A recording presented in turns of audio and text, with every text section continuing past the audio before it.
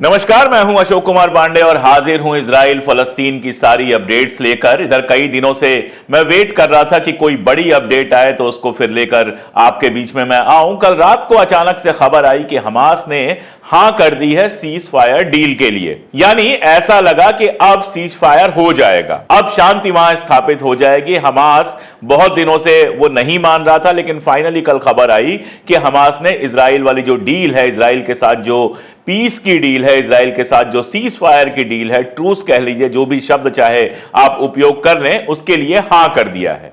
यह वो डील थी जो अमेरिका के मीडिएशन से, अमेरिका की मध्यस्थता से कतर और इजिप्ट ने तैयार की थी और इस पर हमास ने हामी भर दी। अब होना यह चाहिए था कि हमास ने जब डील को ओके कर दिया तो वहां पर शांति स्थापित हो जाती।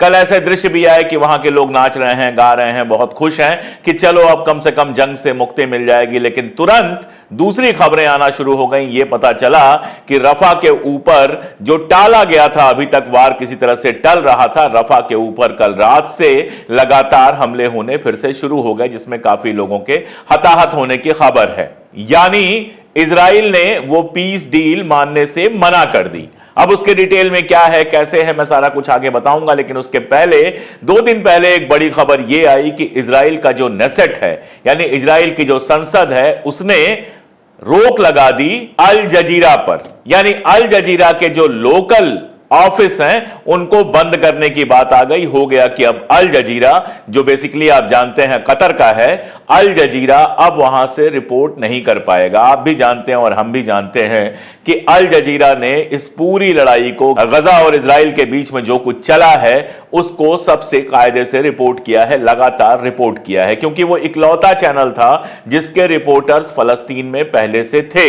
आप ये भी जानते हैं कि अल जजीरा से जुड़े हुए तमाम सारे सहाफी लगातार शहीद भी हुए हैं। अल जजीरा की गाड़ियों को भी निशाना बनाया गया है, उसके दफ्तर को निशाना बनाया गया है, यहां तक कि उससे जुड़े हुए जो सहाफी हैं, पत्रकार हैं, उनके घरों को, उनके परिवार को भी निशाना बनाया गया है। लेकिन इन सबके बावजूद अल जजीरा लगातार रिपोर्ट कर रहा था इजराइल फलस्तीन के बीच में जो कुछ चल रहा है उसको। न केवल वहां की चीजों को, बल्कि उस पर जो इंटरनेशनल रिएक्शंस हैं, जैसे अमेरिका की यूनिवर्सिटीज में जो कुछ चल रहा है, या इन सारी चीजों को लगातार सबसे तेज 24 घंटे अपडेट कर रहा था। मुझे भी जब यह अपडेट देना होता था तो तमाम सारे चैनल्स, तमाम सारे जो मीडिया हाउसेज हैं, अमेरिका के, इंग्लैंड के, इजराइल के, मिडिल ईस्ट के, उन सबको खंगालने के बाद सबसे आखिर में एक बार अल जजीरा मैं जरूर देखता हूं बेसिकली, ताकि वहां से क्लियर हो पाए कि असल में क्या चल रहा है। ढेर सारी तस्वीरें, ढेर सारी चीजें लगातार अल जजीरा से आती रही, जिसने दुनिया भर में माहौल बनाने की कोशिश की।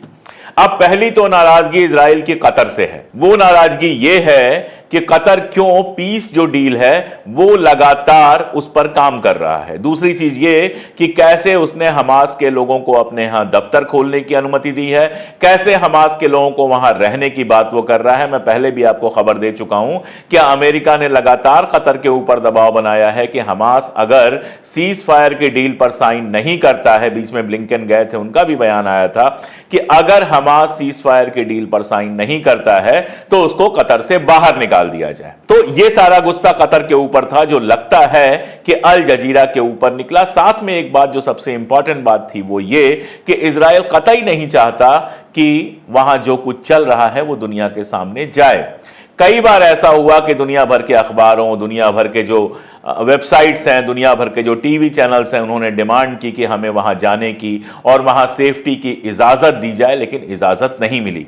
आप अच्छी तरह से जानते हैं कि हमारे हिंदुस्तान के गोदी मीडिया के कई सारे चैनल जब यह जंग शुरू हुई थी तो पहुंच गए थे इजराइल और ऐसे दिखा रहे थे जैसे लाइव रिपोर्टिंग कर रहे हैं, लेकिन वो सारे के सारे तेल अवीव में, यानी इजराइल की राजधानी में रुके हुए थे, होटलों में। वहां इजराइल की सेना जहां जहां ले गई वहां गए, जो जो फोटोग्राफ अवेलेबल कराए गए, जो जो इंफॉर्मेशन अवेलेबल कराई गई, वो इंफॉर्मेशन लिए और फिर लौटती हुई फ्लाइट से लौट आए। 2-4 दिन रुक के किसी ने कोई डिटेल रिपोर्टिंग नहीं की है। जो रिपोर्टिंग कर भी रहे हैं वो अल जजीरा और इस तरह के जो चैनल्स हैं उनके ही भरोसे कर रहे हैं। आज की डेट में हिंदुस्तान का कोई खबर नवीस वहां पर नहीं है जो हमको डेली की रिपोर्ट दे सके। और हिंदुस्तान ईरान का ही नहीं, दुनिया में ज्यादातर मुल्कों का कोई खबर नवीस नहीं है। कई बार लोग गए, 2-2, 4-4 दिन के लिए रिपोर्ट किया, चले आए, लेकिन वहां लगातार रह के रिपोर्ट कर सके ऐसा कोई भी खबर नवीस, ऐसा कोई भी संवाददाता हमारे पास नहीं है। क्यों? क्योंकि इजराइल ने अलाउ ही नहीं किया है। और जहां लगातार बम गिर रहे हैं, जहां लगातार गोलियां चल रही हैं, वहां अगर सिक्योरिटी नहीं अवेलेबल कराई जाएगी तो आप बताइए कौन सा पत्रकार वहां जाकर रिपोर्ट करेगा। इसलिए ज्यादातर लोग स्टूडियोज में बैठकर वहां से जो इंफॉर्मेशन मिल रही है उन्हीं इंफॉर्मेशंस को अपने टीवी चैनल्स पर चला रहे हैं, अखबारों में दे रहे हैं और बाकी सारी जगहों पर जा रहा है। इसीलिए आप देख रहे हैं कि इजराइल से जुड़ी हुई, फलस्तीन से जुड़ी हुई खबरें अमेरिका और ब्रिटेन के अखबारों में भी जो आ रही हैं वो सीधे सीधे नहीं आ रही हैं, अक्सर कोट करके आ रही हैं। वही खबरें सीधे आ रही हैं जिनका ताल्लुक अमेरिका से, ब्रिटेन से है, तो वहां के ऑफिसर्स, वहां के मिनिस्टर्स जो कह रहे हैं वो खबरें बाहर आ रही हैं। असल में वहां पर जमीन पर क्या हो रहा है इसकी इंफॉर्मेशन देने वाला अगर कोई चैनल है तो वो सिर्फ अल जजीरा है, जिसकी वजह से अल जजीरा को बंद करा दिया गया। हालांकि कई तरह की खबरें हैं, ऐसी खबरें भी आई जिसमें यह कहा गया कि वहां पर भी संसद के अंदर हालांकि बहुमत मिला, लेकिन बहुत सारे लोग नहीं चाहते थे कि अल जजीरा बंद हो। साथ में जो उनकी एजेंसीज हैं, आईडीएफ और इस तरह की, वो भी नहीं चाहती थी कि अल जजीरा बंद हो, क्योंकि जब आप एक चैनल को बंद करते हो तो पूरी दुनिया में जो आपकी इमेज पहले से ही खराब हो चुकी है वो और खराब होती है कि आप इंफॉर्मेशन को सप्रेस कर रहे हो, आप सूचनाओं को दबा रहे हो, आप खबरों को बाहर जाने नहीं देना चाहते। ये जो इमेज होती है कि आप प्रेस को कंट्रोल कर रहे हो। अब जो इजरायली मीडिया है, जैसे मैं 3 का नाम ले लूं, जेरूसलम टाइम्स है, टाइम्स ऑफ इजराइल है और साथ में चैनल 12 है, इन पर जो खबरें आती हैं वो वैसी ही आती हैं जैसी हमारे यहां गोदी मीडिया पे आती हैं।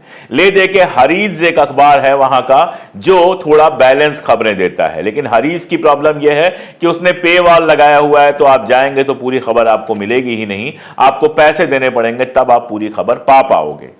अल जजीरा पे बिल्कुल मुफ्त उसकी वेबसाइट पर भी, उसके चैनल पर भी ये सारी खबरें मिलती थीं, जो अब इजराइल ने बंद करा दी हैं। अल जजीरा अभी भी रिपोर्ट कर रहा है, कैसे रिपोर्ट करेगा ये हम नहीं जानते। एक बड़ा सोर्स उसके पास ये है कि फलस्तीन का जो नागरिक है, फलस्तीन के जो रहने वाले लोग हैं, वो भरोसा करते हैं अल जजीरा के ऊपर, तो वो वहां से वीडियोस बनाकर, वो वहां से रिकॉर्डिंग्स करके अल जजीरा को भेज सकते हैं, जिससे अल जजीरा पर कुछ रिपोर्ट्स आ सकती हैं। लेकिन जैसे डायरेक्ट और लाइव रिपोर्ट्स आ रही थी वो अब नहीं आ पाएंगी। तो इजराइल अपने इस मकसद में कामयाब हुआ है कि वहां की खबरें कम से कम बाहर आए, लेकिन किसी ना किसी तरीके से लगातार खबरें बाहर आ रही हैं। अब जहां से मैंने शुरुआत की थी वो सबसे बड़ी खबर है कि ट्रूस की जो कोशिश थी, समझौते की जो कोशिश थी, वो एक मकाम पर पहुंची जब हमास ने कहा कि हम इस समझौते पर राजी हैं। लेकिन उसके तुरंत बाद इजराइल से खबर यह आई कि इजराइल कह रहा है कि जिस समझौते पर हमास राजी है वो समझौता है ही नहीं जिसको हमने स्वीकार किया था। जबकि हकीकत यह है कि कतर और इजिप्ट दोनों अमेरिका के हिसाब से काम कर रहे हैं। अमेरिका लगातार इजराइल के टच में है। मैंने आपको बताया कि अभी ब्लिंकन जो हैं वो आए थे, इजराइल भी गए थे, दूसरे अरब मुल्कों में भी गए थे और उनसे बातचीत करके ही नया फार्मूला तैयार हुआ था, जिसको ब्लिंकन ने कहा था कि यह अब तक का सबसे शानदार फार्मूला है, इसको जरूर मान लेना चाहिए हमास को, और हमास ने वही फार्मूला माना है। थोड़ा देख लेते हैं कि वो फार्मूला है क्या। वो फार्मूला है 3 बार में, 3 चरणों में, 3 स्टेप्स में सीज फायर के लिए जाना, ताकि ये सस्टेनेबल हो सके, यानी लंबा हो सके, परमानेंट सीज फायर हो सके, और साथ में ये ऐसा हो जिस पर सभी लोग राजी हो जाएं। तो तीनों ये जो होने थे वो 42 दिन के होने थे, 42 डेज ईच, यानी कितना हो गया, 126 दिन का ये पूरा प्रोसेस चलना था। 126 डेज का ये पूरा का पूरा प्रोसेस चलना था। अब पहले जो 42 दिन थे, 120 का मतलब आप समझ सकते हैं, लगभग 4 महीने का यह प्रोसेस चलना था। और जिसमें जो पहला दौर था 42 डेज का, उसमें हमास को लगातार लोगों को रिहा करना था। मतलब इजराइल के जो अगवा किए हुए लोग हमास के पास हैं उनको एक एक करके रिहा करना था, और उसके बदले में इजराइल को वहां से लोगों को रिहा करना था जिन फलस्तीनी लोगों को जेल में रखा गया है, और इसके साथ साथ अपनी सेना को धीरे धीरे वहां से हटाना था।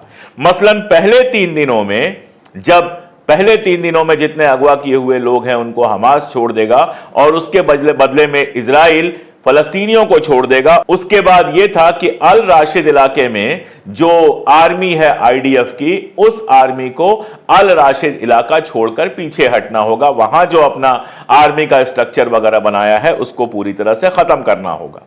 साथ में यह था कि जब अगवा किए हुए लोग इधर से उधर हो रहे हों तो 10 घंटे दिन में और फिर 12 घंटे दिन में हवाई अड्डा जो गाजा की स्ट्रिप है जहां पे जहाज उतरते हैं उसको बंद रखा जाएगा ताकि कोई किसी के ऊपर किसी तरह का हमला ना कर सके। ऐसे ही आप देखिए कि 22 दिन तक जब ये प्रोसेस चल जाता तो 22 दिन तक प्रोसेस ये चलने के बाद जो गाजा स्ट्रिप का सेंटर है यानी सेंट्रल गाजा जो है जहां इस समय भुखमरी की समस्या सबसे ज्यादा है, जहां ह्यूमैनिटेरियन एड को लेकर बात हो रही है, वहां से सेना को पूरी तरह से हटना था, आईडीएफ की सेना को पूरी तरह से हटना था।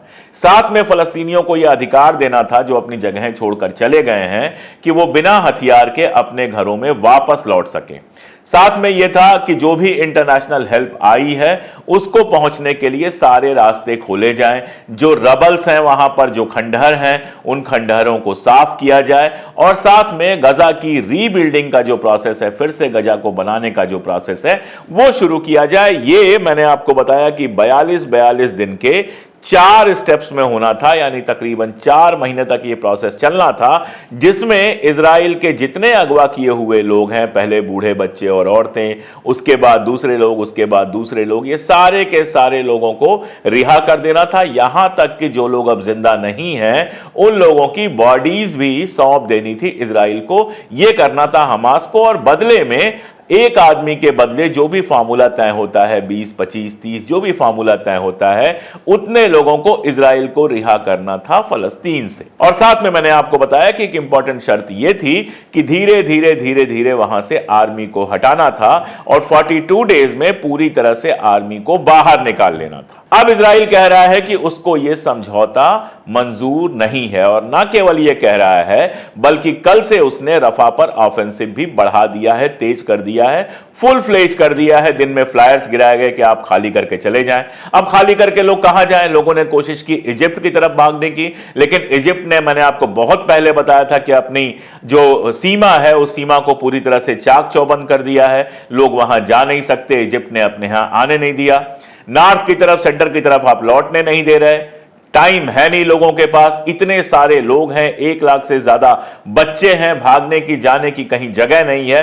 तो अगर रफा के ऊपर ऑफेंसिव ऐसे ही चलता रहता है, हालांकि अमेरिका ने कहा है कि हम सीज फायर की जो नई डील है उस पर सोच रहे हैं, कल 1 घंटे आधे घंटे बात की है नेतन्याहू से बाइडेन ने, और ये सारा कुछ चल रहा है, दुनिया भर में ये चीजें हो रही हैं कि रफा के ऊपर हमला नहीं होना चाहिए। लेकिन हकीकत यह है कि रफा के ऊपर हमला शुरू हो चुका है और रफा में लगातार लोग हताहत हो रहे हैं। यानी सीधी सी बात यह है कि हमास के द्वारा सीज फायर प्रपोजल को मान लेने के बाद नेतन्याहू को यह लगा कि कहीं वाकई शांति हो गई तो मेरी कुर्सी तो हर हाल में जानी है, क्योंकि मैं बता चुका था, स्मॉरिच ने, साथ में बेन ग्वेर ने, इन लोगों ने धमकी दी है कि अगर समझौता हुआ तो हम अपना समर्थन वापस ले लेंगे। ऐसे केस में नेतन्याहू की सरकार गिर जाएगी।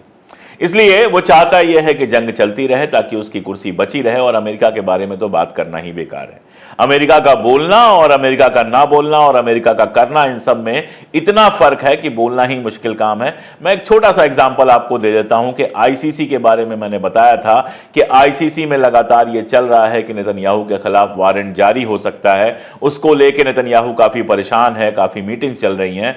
अब अमेरिका के सेनेटर्स ने बाकायदा आईसीसी को धमकी देते हुए चिट्ठी लिखी है कि अगर आपने नेतन्याहू के खिलाफ किसी तरह का कोई वारंट जारी किया, जबकि मैं बता दूं कि पुतिन के खिलाफ वारंट वो जारी कर चुका है, लेकिन उन्होंने कहा कि अगर आईसीसी के खिलाफ आपने किसी तरह का वारंट जारी किया तो ना केवल अमेरिका आईसीसी का सहयोग करना बंद कर देगा, बल्कि साथ में आपके परिवार के अमेरिका आने पर हमेशा हमेशा के लिए प्रतिबंध लगा दिया जाएगा। मतलब फैमिली तक को शामिल कर लिया गया। यह सीधी धमकी है, जैसे कौन देते हैं, जैसे गुंडे देते हैं, यह आपको पता है। तो अमेरिका वहां क्या करेगा, बातें कितनी कर ले, लेकिन रफा में जिस तरह की चीजें चल रही हैं, मुझे तो नहीं लगता कि रोकने की कोशिश करेगा। और सीज फायर को लेके इजराइल का यह कहना है कि वो इसको तो स्वीकार नहीं करता लेकिन बातचीत जारी रखेगा। अब बातचीत क्या करेगा? ऐसा सीज फायर तो हमास भी नहीं मान सकता कि आपकी सेना वहां पर रहेगी, आप जो चाहे वो करते रहेंगे, जहां चाहे वहां हमला करते रहेंगे, लेकिन कुल मिलाजुला कर आपको सिर्फ अपने अगवा किए हुए लोग वापस चाहिए। इसके अलावा आप कोई शर्त मानने को तैयार नहीं है। ऐसा तो कोई सीज फायर होगा नहीं। सीज फायर हमेशा तभी होगा जब कुछ बातें आपकी मानी जाएंगी, कुछ बातें उनकी मानी जाएंगी। वो कह रहे थे परमानेंट सीज फायर, कम से कम 6 महीने का सीज फायर, लेकिन वो 4 महीने की बात मान गए। तो फिर आपको भी कुछ चीजें माननी पड़ेंगी। सीज फायर समझौता तो दोनों तरफ से होता है। और मिला क्या है आपको? ये नक्शा जो आप देख पा रहे हैं, इस नक्शे में जो डॉटेड निशान है, जो डार्क निशान है, वो इलाके हैं जिन पर आईडीएफ का कब्जा है। यानी 6 महीने से ऊपर चली लड़ाई में सिर्फ इतनी सी जगह पर वो कब्जा कर पाए हैं, अगवा किए हुए लोग रिहा नहीं करा पाए हैं। तो आप सफल कहां हो रहे हैं? आप जीत कहां रहे हैं? बस यह है कि आपके पास अमेरिका के दिए हुए हथियार हैं, आपके पास हवाई ताकत है, तो आप जितना चाह रहे हैं उतनी तबाही लेकर आ रहे हैं। तबाही आप और लेकर आएंगे, क्योंकि जब तक तबाही चलती रहेगी तभी तक आपकी कुर्सी बची रहेगी। कंडीशन यह है कि इजराइल के अंदर लोग प्रदर्शन कर रहे हैं, लोग कह रहे हैं हमास ने जो डील मान ली है, अगर नेतन्याहू ये स्वीकार नहीं करेगा तो पूरा देश जलेगा, पूरे देश में आग लगेगी। लेकिन अपने नागरिकों की चिंता नहीं है, दूसरों के नागरिकों की चिंता नहीं है, दुनिया की चिंता नहीं है, सिर्फ और सिर्फ अपनी कुर्सी की चिंता है, जिसकी वजह से सीज फायर डील को नेतन्याहू लगातार टाल रहा है। तो आज मेरे पास इतनी इंपॉर्टेंट अपडेट्स थी जो मैंने आपके साथ शेयर की। अगर आपको लगता है कि यह जरूरी है तो इसको दोस्तों तक पहुंचाइए। अगर आप हमारी मदद करना चाहते हैं, हमारी आवाज मजबूत करना चाहते हैं, तो हमारी मेंबरशिप ले सकते हैं। 3 रुपए रोज से भी कम पर हमारी ये मेंबरशिप आप आराम से नीचे दिए हुए ज्वाइन पर क्लिक कर ले सकते हैं। डायरेक्ट हमारी मदद करना चाहें तो हमारा जो पिन कमेंट है उसको खोल कर देखिए, और बाकी चैनल को सब्सक्राइब करना, वीडियोस को दूर तक पहुंचाना तो आपका काम है ही। आप अपना काम कीजिए, हम भी अपना काम पूरी ताकत और पूरी मुस्तैदी के साथ करते रहेंगे। आज के लिए इतना ही, बहुत शुक्रिया।